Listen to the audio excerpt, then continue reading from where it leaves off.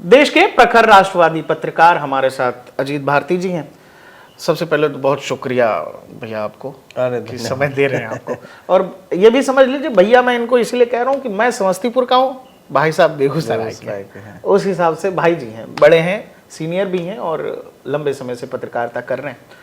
अभी बात इनसे करने की जरूरत इसलिए भी है और करना भी चाहिए क्योंकि कर्नाटक पुलिस अभी 2 दिन या एक दिन पहले भाई साहब के दरवाजे तक आ गई थी। और वो आ इसीलिए गई थी कि वो भी इनका काम है, पत्रकार हैं ये, और एक आचार्य प्रमोद कृष्णन है कांग्रेस के नेता, उन्हीं का बयान इन्होंने कुछ कोट कर दिया था और उस पे कर्नाटक में बेंगलुरु में इनके खिलाफ FIR हो गया 15 तारीख को। और उसके बाद वो नोटिस लेकर के खुद इन तक जो है नोएडा में भैया घर है और यहां तक आ गए। ये क्या कहानी है पूरी अजीत सर? कहानी कुछ नहीं है, कहानी यही है कि सत्ताएं जब उच्छृंखल हो जाती है तो ट्रोल लोग और क्लिप कटुए जो है वो पुलिस को कंट्रोल करने लगते हैं। कोई लिखता है, कोई बैठा हुआ है कि जो भी नॉन लेफ्ट के जितने भी लोग हैं वो उनमें से कौन कौन लोग हैं जिनका कुछ प्रभाव है, ऐसे लोगों की लिस्ट बनाई जाती है और इनके हर कंटेंट को, मतलब ट्वीट आप लिख रहे हैं और बहुत सारी चीज़ें आदमी इनफॉर्मली लिखता है।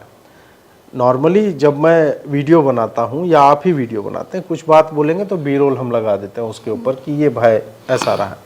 कई बार क्या होता है जब हम लाइव कर रहे होते हैं, और लाइव चूँकि सिंगल मैन प्रोडक्शन यूनिट है या 1-2 और साथ में रहेंगे, उसमें सारा कुछ मेरे सामने ही होता है, तो उसमें हर बात जो मैं बोलता हूँ मुझे पता नहीं होता है। हम स्ट्रक्चर्स बनाते हैं, बिंदु बनाते हैं कि इस बात पे बोलेंगे, ठीक है केजरीवाल का पानी का समस्या है, इस पे हम ले आएंगे, राहुल गांधी ने बोला तो ये वीडियो क्लिप चलाएंगे। वहां पे एक अलग संदर्भ था, नसीरुद्दीन शाह के बारे में बात चल रही थी कि उसने बोला कि भारत में हिंदू मुसलमान के बीच तनाव जो है सदैव ही रहा है और नरेंद्र मोदी ने उस तनाव को, उस विषाक्त वातावरण को टैप इन किया है, मतलब उसने इसको ईंधन दिया, हवा दिया। उसी पे बोलते हुए मैंने बोला कि भाई नरेंद्र मोदी पे जो नसीर भाई आप आरोप लगा रहे हैं, वो आरोप किस आधार पे लगा रहे हैं? नरेंद्र मोदी ने 10 वर्षों में क्या रीच आउट प्रोग्राम्स नहीं किए मुसलमानों के लिए? और वो क्लिप पड़ा हुआ है 3 मिनट का, लगभग 90 सेकंड का इनफैक्ट। उसी में फिर मैंने बोला, जबकि नरेंद्र मोदी ने तो कभी रैली में क्लेम नहीं किया कि हम जो मुसलमानों के मस्जिद ढा करके मंदिर बनवा देंगे, ऐसा कुछ क्लेम नहीं किया।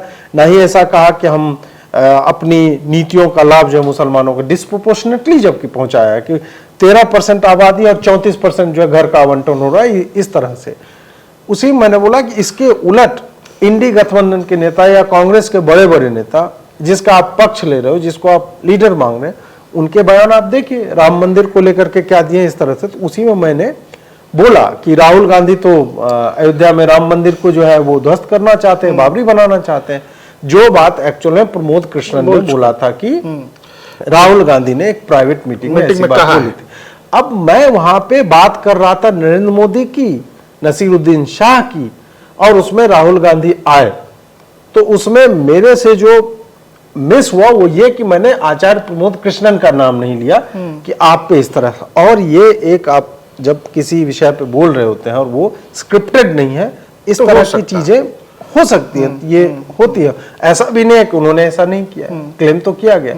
जब आप अपनी रैलियों में 101 बार 80 दिनों में फेक न्यूज फैलाते हैं अलग अलग तरह से, हर रैली में आपने बोला है कि संविधान हटा देंगे, आरक्षण चला जाएगा, उस पार्टी का एक सरकार कहीं पे बना हुआ है, वो इस बात से चिढ़ जाती है कि नहीं, ये वाली बात एग्जैक्टली इन्हीं शब्दों में तो राहुल गांधी ने कहीं नहीं कही है, वो पब्लिक रिकॉर्ड में नहीं है, इसलिए हम आप पे FIR कर देंगे। जबकि अगर आप राहुल गांधी का पूरा इलेक्शन कैंपेन देखें, हम लोग भी देखें, तो 10-12 साल का मेरा करियर है, आपका तो भैया लंबा होगा। हम लोग, मतलब हमने नहीं देखा कि कोई इलेक्शन कमीशन के कैंपेन जो है पूरा ऐसा हो। कोई नेता, देश का बड़ा नेता जो देश की सबसे बड़ी विपक्षी पार्टी का नेता है, अभी आपने ध्यान दिया होगा कि लगातार वो आरक्षण पर बात कर रहे थे, जाति आरक्षण पर, फिर जिसकी जितनी आबादी उसकी उतनी हिस्सेदारी वो दे देंगे। अभी कल परसों वो नीट पर बोलते हुए बोले मेरिट पर, मेरिट की बात की। तो समझ ही नहीं आ रहा है कि कहानी क्या है, राहुल के पीछे कौन लोग हैं जो इस तरह से बताते हैं और राहुल गांधी पूरा कैंपेन ही झूठ पर खड़ा कर देते हैं। राहुल गांधी की बातों को देखिए, उनकी माताजी भी संभवतः गंभीरता से नहीं लेती हैं, और जिन्होंने भी इन्हें वोट किया है उनको गारंटी पत्र वत्र बांटे थे इन्होंने। उसमें सिग्नेचर है राहुल गांधी हाँ, का, तो मल्लिकार्जुन खड़गे का हाँ, सिग्नेचर है। तो वही है कि उसी तरह से ये लोग ऐसे वल्नरेबल सेक्शंस को टारगेट करके प्रभावित करके जाते हैं। तो इसलिए कल तक जो ये जितनी आबादी हक बोल रहे थे ना, आज वो पलट के वो मेरिट की बात करेंगे, क्योंकि आज की घटनाक्रम के हिसाब से ये वाला हिस्सा जो है सूट करता है उन्हें इस पे बोलना। तो मुझे जो लगता है कि राहुल गांधी जो अभी मेरिट बोल रहे हैं, कल को ये वापस रिजर्वेशन की बात करेंगे। अभी पटना हाईकोर्ट ने निरस्त कर दिया है 65% जो पुश किया गया था आरक्षण। तो हो सकता है कि आज की प्रेस कॉन्फ्रेंस में, जब हम रिकॉर्ड कर रहे हैं, आज 21 तारीख है और 3:07 अभी हो रहा है, तो आज ये शाम में प्रेस कॉन्फ्रेंस करके बोल देंगे कि नहीं नहीं बताओ यार 65%, तो 65 नहीं 85% तो मिनिमम होना चाहिए आरक्षण, और इनको जब तक रिप्रेजेंटेशन नहीं मिलेगा तब तक देश एफिशिएंट नहीं बनेगा। और वही यहाँ पे बोल रहे हैं कि भैया मेरिट रहता तो नीट में ऐसा नहीं होता। ये हम लोगों ने देखा है, हम लोग जब स्कूल कॉलेज में भी थे या बाद में जब मैं मास कॉम की भी पढ़ाई कर रहा था, तो पत्रकार तो बहुत तरह के हुए इस देश में, और जिनको जो मन था वो सब करते ही चले गए। और कई बार वो सब इतना आगे जाकर के कैबिनेट में नियुक्तियां भी पत्रकार के फोन कॉल से होती रही। उस स्थिति में तो नहीं है ना आप। नहीं नहीं, हम तो उस स्थिति में, हमारे बुलाने पुलिस आ जाए वही बहुत है। तो उस स्थिति में आप है नहीं, आप ट्वीट करते हो, आप लिखते हो, लोगों को आपके लिखने से दिक्कत हो सकती है, कोई बुरा मान सकता है, लेकिन कहानी यहां तक चली जाए कि नहीं नहीं इस आदमी को टारगेट करो, तो इतना प्रभावशाली लोगों को टारगेट कर रहे हैं, ऐसा है कि वो जैसा आप लिस्ट की बात कर रहे थे। नहीं नहीं, प्रॉपर लिस्ट विस्ट तो बनी हुई है, और इनके साथ के नेताओं ने बोला है कि हम लिस्ट बना रहे हैं। अखिलेश यादव का बयान है, और वो पत्रकार की वार्ता में वो बोलते हैं कि आप सबका लिस्ट है हमारे पास, जो हमारे विरोध में लिखते हैं, पुलिस अधिकारियों की भी लिस्ट है।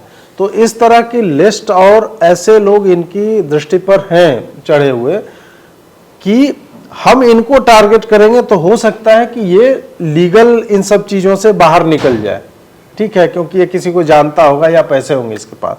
लेकिन अजीत भारती को टारगेट करेंगे तो अजीत भारती जैसे जो 10-20 और लोग होंगे वो रुक जाएंगे, वो जो है जिनका 10,000 या 50,000 टाइप का हैंडल का फॉलोइंग होगा, या अभी यूट्यूब वो आरंभ भी कर रहा होगा, तो वो सोचेगा यार कि अभी उसकी सरकार है तो अभी 5 साल जो है कर्नाटक पे हमें नहीं बोलना है।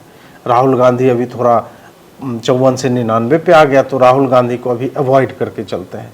तो धीरे धीरे हर सत्ता, चाहे टीएमसी हो, आम आदमी पार्टी हो, सब में कोई ना कोई ऐसा मतलब हिला हुआ व्यक्ति है जो इसी तरह के कार्य के लिए लगाया गया है कि तुम्हें यही करना है, तुम्हें कोई उकसाएगा, तुम्हें कोई कुछ बोलेगा और तुम्हें जो है इसके ऊपर केस करना है। अच्छा, एक चीज देखा होगा आपने सर की जो राइट विंगर्स हैं, वो राइट विंगर पत्रकार कह लीजिए या राइट विंगर अभिव्यक्ति कह लीजिए, वो 2014 के बाद लोगों ने अपनी बात लिखनी बोलनी जो जो जिस हिसाब से समझते लोगों ने आसानी से प्लेटफॉर्म्स पर लिखना शुरू कर दिया। लेकिन उससे पहले जो है, जो लेफ्ट विचारधारा कह लीजिए या जो लोग कहते हैं कि जी हम ना इधर हैं ना उधर, हम बीच में, उन लोगों ने जो कुछ भी करना था 14 से पहले और इवन अब भी जो भी करना होता है वो तो करते हैं, जो लिखना होता है वो लिखते हैं, जो बोलना होता है वो बोलते हैं। इवन वो तो कह देते हैं जी भारत में रह के पाकिस्तान जिंदाबाद भी कोई बोल रहा है तो अच्छा है, इसमें कोई बुराई नहीं है, नरेंद्र मोदी तेरी कब्र खोदेगी, उसमें भी वो लॉजिक बता देते कि नहीं नहीं ऐसा नहीं है, ऐसा है। ये सब कहानी है। बावजूद इसके उधर वाले तो आज भी मौज में है, कहानी तो उनकी आगे बढ़ ही रही है। ये राष्ट्रवादियों पर एक नए तरीके का संकट है। इससे आपको क्या लग रहा है कि हम लोगों के पास कोई ताकत नहीं है या हमारे साथ उस तरह का पॉलिटिकल सिस्टम खड़ा नहीं होता है हमारे साथ, जिस तरह से लेफ्ट विंगर के साथ या उस तरह के विचारधारा के साथ तमाम सरकार या आपको पता है सब लोग, पूरा सिस्टम है, इकोसिस्टम जिसको वो देखिए, वो 150 वर्षों का इकोसिस्टम है, और 150 वर्षों के इकोसिस्टम को आप 10 वर्ष में जो अभी रीड अपना सीधा ही कर रहा है, और उसको इस बात की भी समस्या है कि यार लेफ्ट वाले अपने अखबार में मेरे बारे में क्या छाप देंगे। आप देखिए ना कि मैं कुछ कुछ उदाहरण दूंगा, कई बार जो हमारे पक्ष के लोग हैं उनको गिरफ्तार करने का कार्य भाजपा की ही पुलिस ने किया। काजल हिंदुस्तानी को गुजरात पुलिस ने उठाया, काजल हिंदुस्तानी पे महाराष्ट्र में एफआईआर हुए जब भाजपा का शासन था, और काजल हिंदुस्तानी पे बेंगलोर में भी हुआ, उस वक्त भी भाजपा ही थी, और वहां की पुलिस सुओ मोटो एक्शन ले रही है। तो भाजपा तो सही मायनों में जिनको बोला जाता है तुम फांसीवादी हो, ये तो अपनी ही पुलिसिंग सिस्टम तक से डिटैच्ड हैं। ये उनको कंट्रोल नहीं करते हैं। पुलिस जो है एक्चुअल में उनको लगता है कि नहीं, या फिर भाजपा को ऐसा लगता है कि वो दूसरे को प्लीज करने के लिए कि देखो हम तो अपने लोगों पे भी एफआईआर कर दे रहे हैं। तो दो बातें हो जाती हैं इसमें। लेकिन हाँ, मैं ये बता रहा हूं कि मेरे अपने केस में पार्टी के कई नेताओं ने, मंत्रियों ने, वो फ्रंट में नहीं दिख रहे हैं। फ्रंट पे कई लोग दिख भी रहे हैं। कर्नाटक भाजपा ने इस पे, उनके जो प्रेसिडेंट हैं उन्होंने स्पष्ट शब्दों में मेरे बारे में लिखा है। कर्नाटक के ही सांसद हैं तेजस्वी सूर्या, उनकी लीगल टीम जो है मुझे पूर्णतः सपोर्ट दे रही, मुझसे एक पैसा अभी तक नहीं मांगा है। उसी तरह गुजरात में बैठा हुआ कोई ये तो है, आपके केस में तो ये सारे लोग आए हैं। तो ऐसा नहीं है कि ये अजीत भारती के लिए ही है, संभव है कि इनका थोड़ा सा शिफ्ट हुआ हो, एक मैसेज हमें, हाँ, हमें जो है अबैंडन नहीं करना है ऐसे लोगों को। आप छोड़ नहीं सकते ना हाँ, नहीं, और इसलिए मत करो अबैंडन, या इसलिए मेरे साथ में खड़े मत हो जाओ क्योंकि मैं तुम्हारी पार्टी के समर्थन में लिखता हूं। गलत हो रहा ना आपको। हाँ, ये सीधा सीधा स्पष्ट सुप्रीम कोर्ट के लेट डाउन निर्देशों का वायलेशन है, लॉ का वायलेशन है कि आप इस तरह से प्रताड़ित नहीं कर सकते इन सब बातों पे। तो इस कारण से आप सत्य के साथ खड़े रहिए, अपने आप लोग जो आपको अप्रिशिएट करेंगे आपके साथ। जैसे आपके केस में मैंने देखा कि मैं डेमोक्रेटिक की ही बात करता हूं अगर, तो आप भाजपा के बारे में जैसे लोग मैं ये कहते हैं कि तमाम पॉलिटिकल पार्टियां नरेंद्र मोदी को हिटलर और जाने क्या क्या फांसीवादी ये वो जो भी है, लेकिन पिछले 10 साल में कोई एक उदाहरण नहीं है जबकि हमने देखा है कि एक राज्य का, अर्ध राज्य का मुख्यमंत्री जो है दूसरा राज्य जब जीत जाता है तो वहां की पुलिस आकर के दिल्ली में गिरफ्तारी के लिए ये करने लगती है। मेरे घर पे बिहार में पहुंच गई थी। बताइए, 10 पंजाब पुलिस के 10 या 12 लोग जो है मेरे गांव में पहुंच गए, बेगूसराय में। आप सोचिए, केवल आलोचना के लिए। हाँ, क्या आप आलोचना कैसे? आलोचना नहीं, राघव चड्ढा के बारे में मैंने, मतलब उनकी धुलाई हो गई थी संसद में अमित शाह के द्वारा, उस पर मैंने वीडियो बनाया, उस पर एक रैंडम सा एफआईआर कर दिया कहीं पे, और वो खोजते खोजते बिहार के गांव में पहुंच गई, जो एड्रेस कहीं है ही नहीं मेरा, वहां पहुंच जाती। अब जिस पार्टी या जिस पॉलिटिकल नेता पर लगातार हिटलर होने, फांसीवादी होने, जाने क्या क्या वो लगता है, और इन पर यह आरोप लगता है कि ये बीजेपी के तरफ से बैटिंग करते हैं, बीजेपी के लिए बैटिंग करते हैं। और जब आप 2024 के लोकसभा चुनावों का विश्लेषण देखिएगा, खंगालिएगा, तो जिन लोगों ने बहुत मुखर आलोचना की है बीजेपी नेतृत्व की, बीजेपी की टिकट बंटवारे की, या बीजेपी से जो कुछ लूप होल्स इस चुनावों में रहे हैं, वो आपको अजीत भारती दिखेंगे। आपने तो जेपी नड्डा के बारे में, बीजेपी के टॉप लीडरशिप के भी बारे में बहुत कुछ, इवन संघ के बारे में। यार देखिए, 303 से यदि आप 240 पे आ रहे हैं तो कार्यकर्ताओं की गलती नहीं होती है। ये टॉप लीडरशिप, यदि अमित शाह और नरेंद्र मोदी और नड्डा जी भी साइन बना करके 2014 और 19 में घूमते हैं और उनके ही ऊपर कहा जाता है कि आप ही ने सब कुछ कराया है, तो ये जो हार जैसी जीत लग रही है, मतलब जीते तो है लेकिन आप 60 सीट आपकी कम आई है, तो इसका भी तो उन्हीं के सर पे जाएगा ना, और वो किसी न किसी को बोलना पड़ेगा, और वो उसको बोलना पड़ेगा जो पहले इस तरह से नहीं बोलते थे, जिससे आप एक्सपेक्ट नहीं करते हैं, जो आपके तरफ के लोग हैं। क्योंकि आप वही है, इको चैम्बर्स बने हुए हैं, अरे सर आपने गजब कर दिया, वहां ये रैली कर दी, ये कैंपेन, एपिक कैंपेन मटेरियल, 2 कौड़ी का कैंपेन मटेरियल पूरे भाजपा का रहा है इसमें, पता नहीं, मतलब अपने लोगों को ये लोग दे देते हैं, नेताओं की कंपनियां बनी हुई है। तो यदि हम ये सब जानते हुए भी ये बातें पब्लिक तक नहीं ले जाएंगे तो पब्लिक तो पूछेगी ना भाई, वही मैं हुआ कह रहा हूं कि जैसे आपने आलोचना भी कर दी, बावजूद इसके अगर आपके साथ गलत हो रहा है तो पुलिस उत्तर प्रदेश की थी। हाँ, बिल्कुल बिल्कुल, वही मैं कह रहा हूं कि भाई जो गलत कर रहा है, लेकिन जब वो सही है उसके साथ तो खड़ा होना पड़ेगा आपको। हाँ।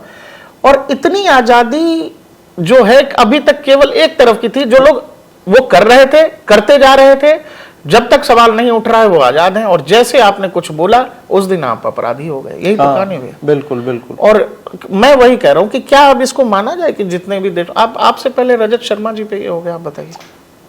मैं एक नहीं, अमन चोपड़ा, रजत शर्मा हो गए, तेजिंदर बग्गा हो गए, कई लोग हैं इस श्रृंखला में, किसी को छत्तीसगढ़ पुलिस जो है उठाने आ जाती है, किसी को राजस्थान पुलिस, किसी को जो है बैंगलोर कर्नाटक से आ जाती है। तो ये हर तरह के लोग हैं। बेफिटिंग फैक्ट्स पे अभी एफआईआर हुआ है।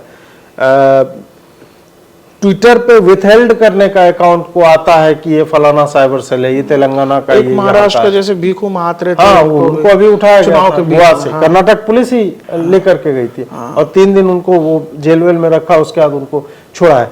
तो ये लगातार एक series of these kinds of criminal acts are being carried out by police forces. ये जो देख रहे हो अजीत सर आप, क्या आपको ये लग रहा है बिल्कुल प्लानिंग के तहत हो रहा है? क्योंकि जो जैसा पूरा इलेक्शन कैंपेन था और चुनाव नतीजों के बाद जो ये सब हो रहा है, जितने भी राइट विंगर्स पत्रकार हैं या राष्ट्रवादी पत्रकार हैं उनको निशाना बनाना, पहला मैसेज तो रजत जी के उसमें चला गया जी, पूरी की पूरी पार्टी आ गई प्रेस कॉन्फ्रेंस करने, महिला रोने लगी कि जी ऐसा हो गया वैसा हो गया, और खुद के शो में 1 दिन पहले किए गए काम को 3 दिन बाद वायरल कर रहे हैं वो लोग। तो इस तरह का जब हो रहा है तो ये क्या प्रॉपर सिस्टम बना हुआ है जिसमें तय कर दिया गया कि अब यहां से इसको और एग्रेसिवली करना है, जो कैंपेन हमने शुरू किया था चुनाव के देखिए, जो भी स्ट्रेटेजाइज करता है, जब हम कोई क्रिकेट मैच की ही बात करते हैं, फुटबॉल मैच की ही, तो न केवल हम अपना ऑफेंस तैयार करते हैं, डिफेंस हम डिफेंस भी देखते हैं और अनवांटेड चीजें भी, कि बारिश यदि हो जाएगी तब हमें डकवर्थ लुईस, अगर बादल है ऊपर तो डीएलएस में बाद में बैटिंग करें, पहले बैटिंग करें।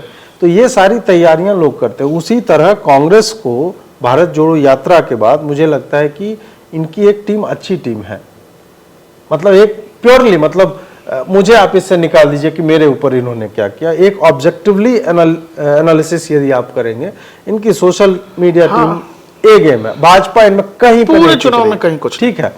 उसके बाद इनके जो भी लोग हैं जो स्ट्रेटेजाइज कर रहे हैं कि राहुल गांधी क्या बोलेगा, कहां पे बोलेगा, ठीक है, रैली में वो क्या बोल रहा है, और उसके बाद नीचे जब आप आते हैं वो फिजिकल वो कॉपी बांट रहा है, पन्ने सिग्नेचर के साथ, गारंटी स्कीम, तो चेकबुक का चेक कटा हुआ चेक है, वो सारी चीजें जो है वो बांटे जा रहे हैं। तो ये तो किसी ने स्ट्रेटजी बनाया होगा कि यार खाली रैली में बोलने से नहीं होगा, जमीन पे भी बांट दो, तो दोनों में सामंजस्य दिखेगा।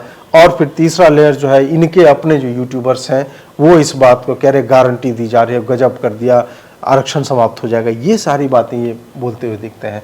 तो मुझे लगता है कि आपको this you will have to give it to them कि वो स्ट्रेटजी के हिसाब से चलते हैं। उनको अगर किसी को गिरफ्तार भी करवाना है तो किसी को बिठाया ना, 2-2 घंटे का मेरा एपिसोड अभी होता है लाइव पॉडकास्ट का, 2 घंटे का। आप सोचिए कोई आदमी सुन रहा होगा ना और उसमें से निकाल रहा होगा कि कहाँ ये ऐसा बोल रहा है, कोई लूपहोल मिले, घेरा जा सकता है। तो ये तो एक बढ़िया स्ट्रेटजी है एक तरह से पॉलिटिकल पार्टी के लिए, जो मुझे लगता है भाजपा को भी अपनानी चाहिए। पूरा चुनाव कैंपेन जैसे आप देखिएगा तो आपको ये तो लगेगा कि ये एक दिन की कहानी नहीं है, एक दिन में तय नहीं हुआ। प्लान पहले दिन से तो यही था कि उनको भी पता था कि चुनाव तो नहीं जीतने जा रहे हैं, वो ये तो जान रहे हो कि उनको ये पता था कि इसका नंबर कम करो, और नंबर कम ऐसा हुआ कि जो लोग जीते वो सदमे में थे। हाँ। और जो लोग लगातार तीसरी बार आ रहे वो सेलिब्रेट कर रहे थे लगातार। मैंने देखा सुप्रिया सिन्हा तो अपने सोशल मीडिया टीम के पास गई और एकदम से कि कितना बड़ा विजय प्राप्त हुआ। ये तो नैरेटिव ऐसा हुआ और वाकई में ये जमीन पे लोगों के अभी तक लोग सदमे से नहीं निकले। हाँ, अभी भी हमारे तरफ के लोगों को लग रहा है हम लोग हार चुके हैं, हमारे हाथ में ये कुछ वैसा है 2004 वाला। हाँ। कांग्रेस और बीजेपी के बीच 10 या 12 सीटों का ही अंतर था, लेकिन बताया कि अटल जी का शाइनिंग इंडिया तो ध्वस्त हो गया। हाँ, एग्जैक्टली। तो यही मैं कह रहा हूँ भैया, ये इस लेवल का नैरेटिव प्ले करना तो है ना, इंटरनेट के जरिए, यही तो उनकी एबिलिटी है। इस तरह की उन्होंने अध्ययन किया होगा कि हम कहाँ पे किस तरह से किन चीजों को कब पुश कर सकते हैं और कितनी बार हमें किस प्रकार का झूठ लगातार बेचते रहना है। तो वो अपने नैरेटिव में सफल इसलिए हुए। आप सोचिए कि बीच पीक कैंपेन में अमित शाह का वीडियो एडिट करके कि आरक्षण समाप्त हो रहा है, या आपको छोटा मतलब कार्य लगता है, उससे बहुत सारी सीटें मुझे लगता है प्रभावित हुई होंगी। और वो हैंडल अभी तक वो चल रहा है। उसके व्यक्ति को उठाया गया था, उसके बाद संभवतः छोड़ दिया गया, पता नहीं क्या हुआ। लेकिन अगर तुमने उठा करके रखा, जेल में डाला है, तो वो पब्लिक को पता होना चाहिए, क्योंकि उसका इम्पैक्ट एक अलग होता है। आपने उस दिन उठाया, उसका लोग भूल गए, बाकी लोगों पे उसका कोई प्रभाव ही नहीं पड़ा। आप जब तक मैसेजिंग नहीं करो, मुझे आप उठा रहे हो तो कर्नाटक पुलिस दिखा रही है ना कि घर पे पहुंच के तुमको हम उठा लें। मैसेजिंग तो है। तो बाकी लोग तो डरेंगे ना कि यार उसके यहाँ पे घर पे चला गया, हमको आपके तो उठा के ही ले आपके जाएगा। साथ हो सकता है कुछ ना हो, आप ठीक ही रहो, लेकिन दूसरे- बाकियों के लिए तो एग्जैक्टली तो वो वाली बात है कि इनको कुछ ये करते हैं तो इनको करते हुए दिखना भी चाहिए। इसमें भाजपा चाहे मणिपुर हो गया, चाहे कश्मीर हो गया, रियासी वाला भी है, कर ये बहुत कुछ रहे हैं, सबको मार गिरा है एनकाउंटर कर करके। पिछले 5-6 दिनों में हमारी आर्मी ने सबको घुस घुस करके, उसको जो खाना दे रहा था उसको भी मार के लगा कर दिया है। लेकिन ये बात प्राइम मिनिस्टर के हैंडल से नहीं जा रही है लिखी हुई कि रियासी में जो हुआ वो निंदनीय है और हम जो है हर संभव कार्य कर रहे हैं उनको पकड़ने के लिए। तो कार्य बैकग्राउंड में करना, मणिपुर में भी बहुत अच्छा काम किया इन्होंने, लेकिन जो एक्चुअल में हो रहा है उसको लिखना और बताना, उसमें कहीं ना कहीं एक बहुत बड़ा गैप है जिसका इनको खामियाजा भुगतना पड़ा। अच्छा, लगातार जब झूठ बोला जाता है तो एक वक्त पे वो ये हो जाता है, और इन लोग, मुझे ये लगता है कि इन चुनावों में कांग्रेस और ऑपोजिशन पार्टियों के तरफ तो ये तो समझ गए हैं कि ये तो काम कर रहा है, तो काम कर रहा है, तो मुझे ये भी लग रहा है भैया कि अब ये और एग्रेसिवली करेंगे इसको। हाँ, ये पुश करेंगे, उसी तरह से पुश करेंगे इनको, क्योंकि लहू मुंह लग गया वाली बात हो गई ना कि इनको ये मजा आ गया है इस चीज का, और इनको लग रहा है कि गवर्नमेंट बैकफुट पे है। गवर्नमेंट बैकफुट पे है या नहीं ये अलग बात है, लेकिन इनको यह विश्वास ये और ये फ्लो भी यही करते हैं, प्ले भी यही करते हैं कि देखो ये बैकफुट पे। अच्छा, जैसे मैं कांग्रेस के वर्क कल्चर और बीजेपी के वर्क कल्चर पे जैसे आप बात करेंगे, जैसे बंगाल है, चुनाव हुआ, रैली हुई, सब हुआ, बवाल हुआ, वहां से जो भी सांसद जीत के, अब वहां पर मारकाट होता है। ये लोग हर साल कमेटी भेजता है, हर चुनाव के बाद कमेटी भेजते हैं, लेकिन उसका दूसरा क्या उपाय भाई? जो वोटर आपको वोट दे रहा है वो भी परेशान है, जो उम्मीदवार आपके जीत के आ जाते हैं वो भी परेशान है। इनमें तो ये जो संविधान ने इनको शक्तियां दी है उसका भी प्रयोग नहीं करने, क्योंकि नागरिकों की सुरक्षा का दायित्व तो केवल स्टेट के पास नहीं होता है, इमेज की केंद्र चिंता के के भी चक्कर में ऊपर। कि इमेज हमको कौन क्या कहेगा, पता नहीं, अखबार क्या लिख देगा, पता नहीं। अब देखिए, बहुत लोग कह रहे हैं राष्ट्रपति शासन लगवा दो। यार वो लगवाओगे 6 महीने के अंदर चुनाव करवाने पड़ेंगे, और फिर आप हो सकता है हारोगे ही आप, इस तरह का है। वो नहीं है, इनको पता नहीं। नहीं, लेकिन हम कह रहे हैं कि सामने वाला अगर बार बार झूठ बोल रहा है, एक से एक बढ़ के झूठ बोल रहा है, लगता है कि इस झूठ से प्रभावित नहीं हुआ तो इससे बड़ा कुछ कहते हैं। राहुल गांधी ने कैंपेन में कहा कि कैमरे वाले सुनो, अभी 1 लाख बोल रहा हूं, अगर मुझे गुस्सा दिलाया 2 लाख बोल दूंगा। इस लेवल की अगर बातचीत है और आप नहीं समझ पा रहे हैं कि इसका कोई इंपैक्ट भी है जमीन पर, तो आपको ये मान के आप चल रहे हो कि 2000 रुपए जो किसान सम्मान निधि मिल रहा है उसका इंपैक्ट है, लेकिन कोई नेता अगर लाख रुपए कह रहा है, 2 लाख रुपए कह रहा है, 8,500 रुपए महीना कह रहा है, इसका इंपैक्ट नहीं होगा, कोई तो काटेगा इसको।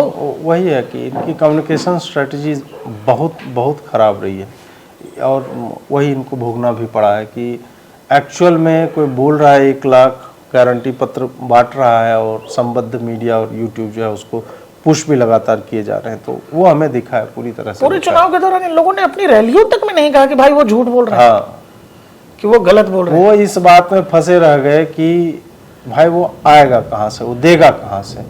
उन्होंने ये नहीं बोला कि इसका रिकॉर्ड रहा है कि ये दे ही नहीं सकता है, ये देता नहीं है, खाली फर्जी बातें बोलते हैं। तो वही है कि इन सब चीजों पे दिन के दिन में आपके पास जो है काउंटर स्ट्रेटजी तैयार हो जाना चाहिए था। जो अब तो जैसे मैंने देखा है ट्विटर पे, काफी लंबे समय से फॉलो करता हूं आपको, आप रेगुलर कई बार बताते भी हो कि अच्छा भाजपा का IT सेल है, तुम लोगों को ये करना चाहिए। अभी तो मैंने 84 मिनट का वीडियो बनाया है, और वो उसमें सारी समस्याएं, सारे समाधान, सब कुछ बताया। तो पता नहीं कौन देखता है। पिछले बार मैंने बताया था तो मुझे पता चला कि बहुत सारे स्टेट यूनिट्स और सेंट्रल ने भी देखा है, बहुत सारे लोग देखते हैं, अप्रिशिएट भी करते हैं, लेकिन वो फलीभूत नहीं होता है, ट्रांसलेट नहीं होता है, क्योंकि टॉप पे बैठा हुआ व्यक्ति उसको लगता है कि ये मेरा टेरिटरी है, ये मुझे कोई कैसे ज्ञान दे सकता है। जैसे मैं ना JNU के बहुत सारे लोगों को जानता, आप भी जानते होंगे, तो उन लोगों का एक तरीका है, वो लोग गलत से गलत काम इतना एग्रेसिवली करता है कि सामने अगर कोई नया आदमी हो तो कह देता है अरे इससे महात्मा और इससे क्रांतिकारी बात क्या होगी।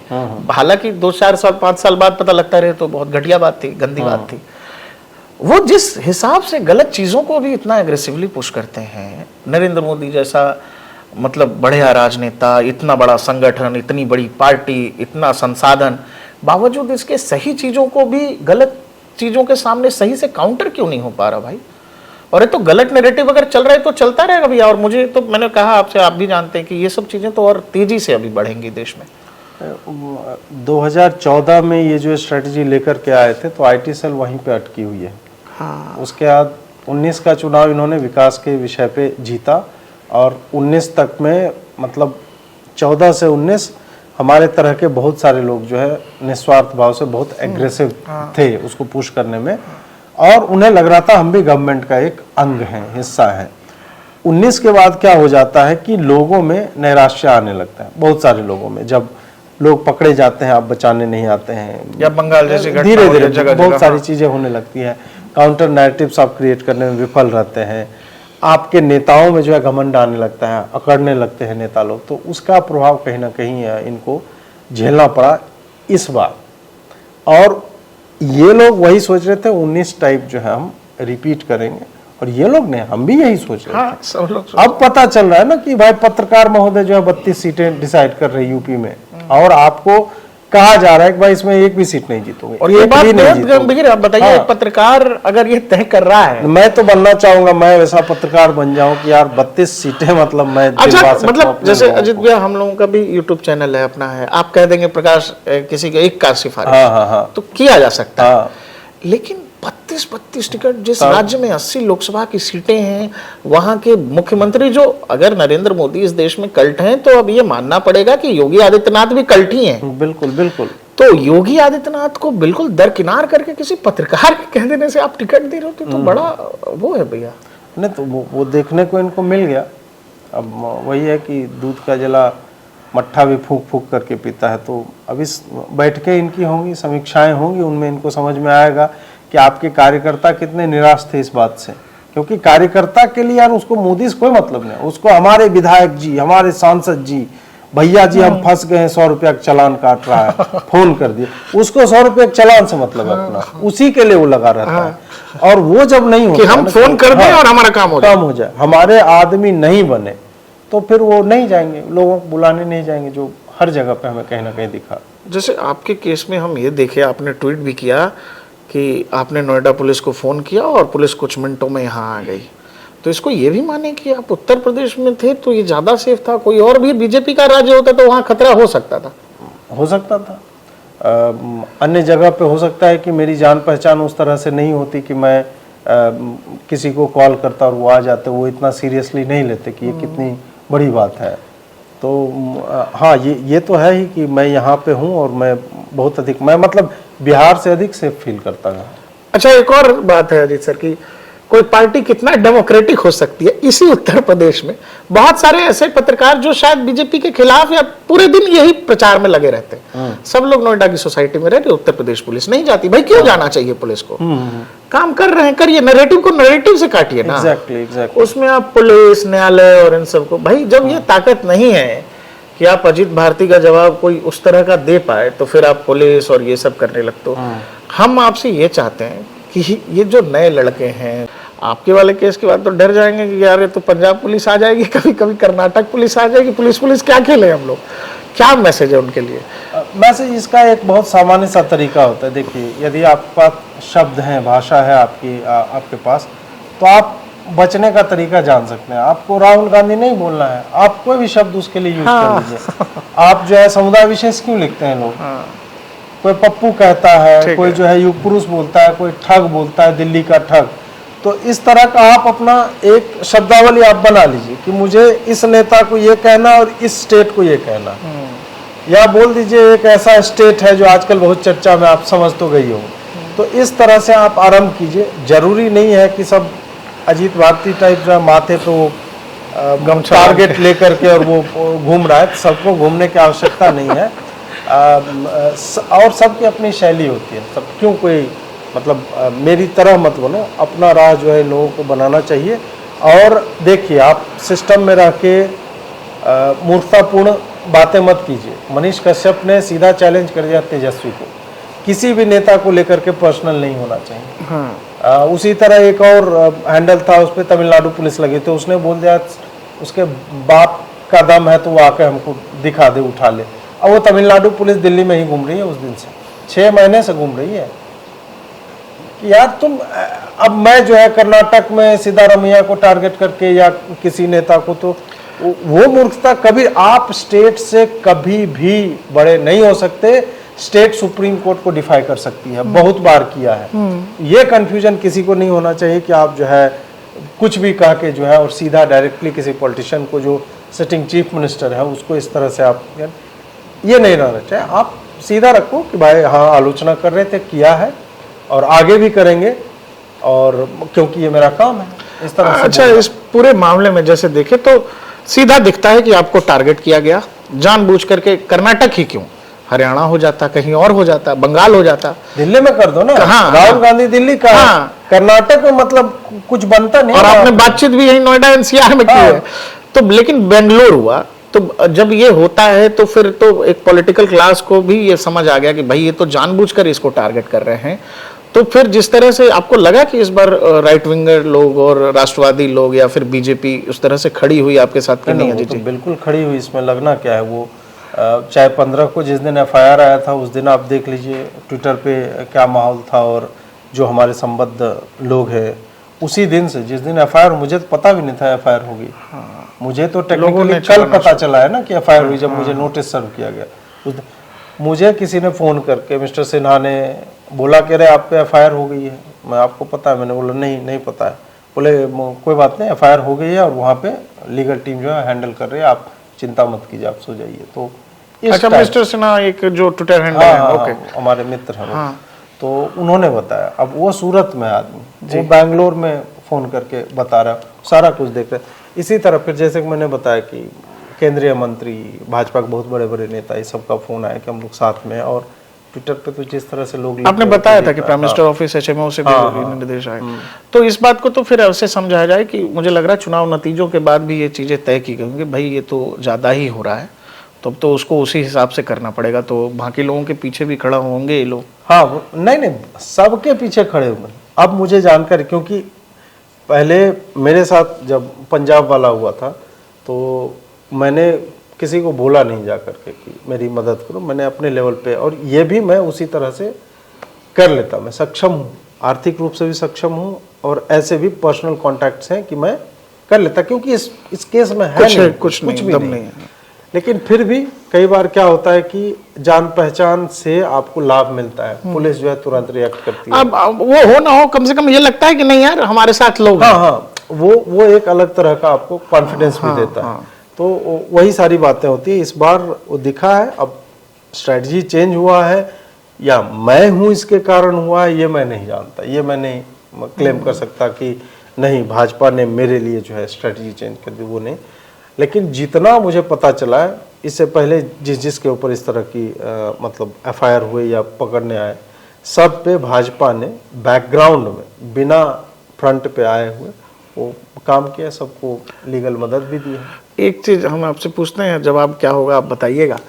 नरेंद्र मोदी जी को सब हिटलर है, ये है, वो है, 10 साल से बोल रहे हैं सब, कभी बताएंगे कि हिटलर कैसा होता है? नहीं तो हम तो वही चाहते हैं कि थोड़ा तानाशाह बने, फांसीवादी बने, हमें भी देखना है वैसा कैसा मतलब हिटलर होता कैसा, हिटलर कैसा बनता है। तो भैया बहुत शुक्रिया आपका हमसे बातचीत करने के लिए।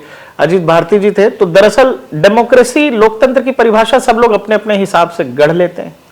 किसी के लिए ये वाला डेमोक्रेसी अच्छा है कि पंजाब पुलिस दिल्ली आ जाए या कर्नाटक पुलिस नोएडा आ जाए, और बाकी की डेमोक्रेसी जो लोग वाकई में मान रहे हैं उनको ये लोग पूरे दिन हिटलर बोलते हैं। कमेंट सेक्शन में आपको जो कुछ पूछना होगा अजीत भैया को लेकर बताइएगा। नमस्कार।